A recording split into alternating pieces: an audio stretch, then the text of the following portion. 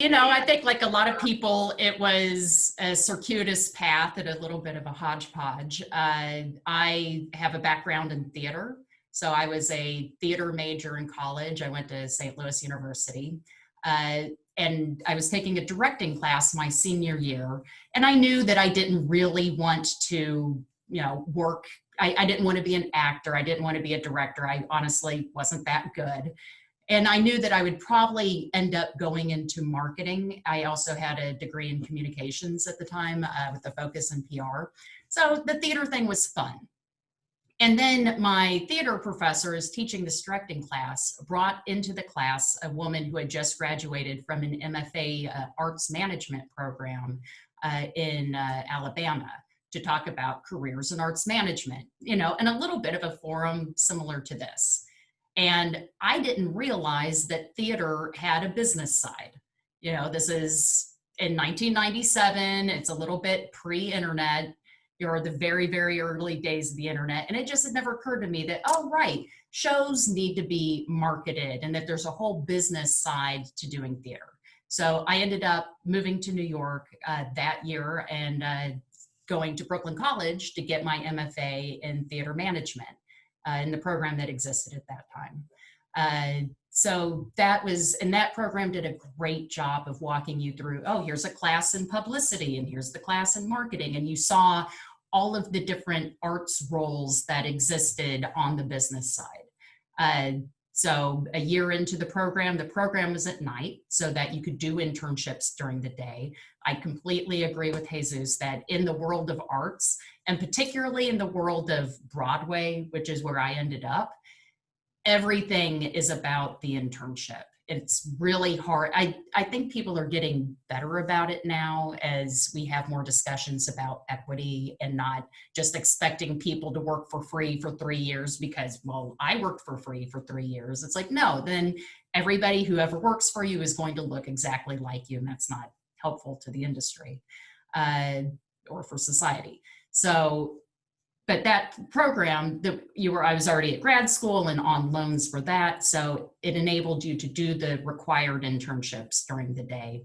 And then, you write a thesis at the end of the program, which is based off of your jobs or your internships that you're doing before going to classes at night. So I ended up kind of I applied for 1 million jobs. And then the job that took me, I ended up staying at for 8 years. So the company is now Broadway.com, but I worked there before they were purchased by the company that became Broadway.com. So it was a little theater company called Theater Direct that sold group tickets and single tickets to Broadway shows for the travel industry. So it ended up being this hybrid role where you're helping the Broadway shows. Group sales are about 20% of the sales for any individual show that plays on Broadway.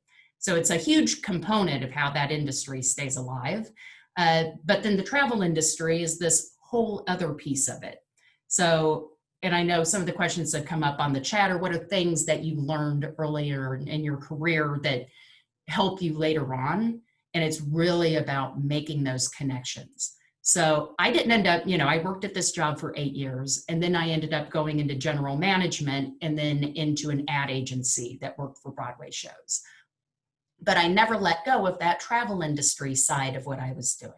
And so maintaining like the personal relationships and the friendships, but also the business connections ended up being good for me later in my career when I was working at an ad agency called AKA. And they did the advertising for shows like Come From Away, Matilda, A Bronx Tale, a number of different award-winning campaigns. And I came into that job as the director and ultimately the vice president of marketing and insights.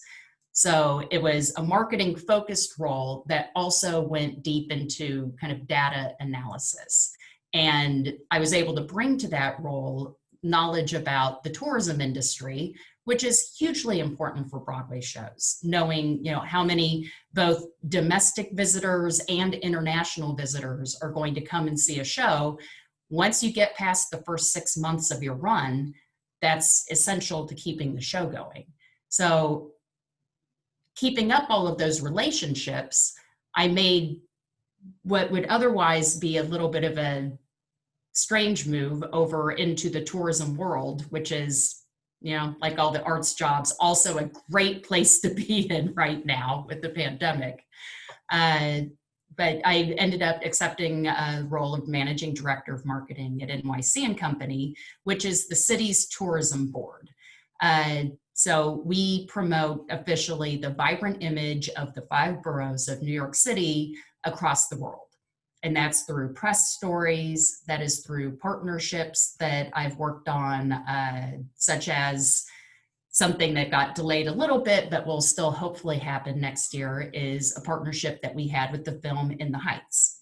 And so we were going to create a co-branded campaign where, in the before times, part of our job at NYC and Company was to make sure that we weren't just bringing people to town who come to Times Square and they want to look at the naked cowboy and kind of stand in our way when we're going to work and not spend any money, and then they get on a bus and go back home. That's fine, but what we really want are people who come and engage deeply with the city and do lots of different things and go and see lots of different neighborhoods, so that the dollars that they bring into the city, they aren't just concentrated in Midtown Manhattan, but they spread all through the 5 boroughs.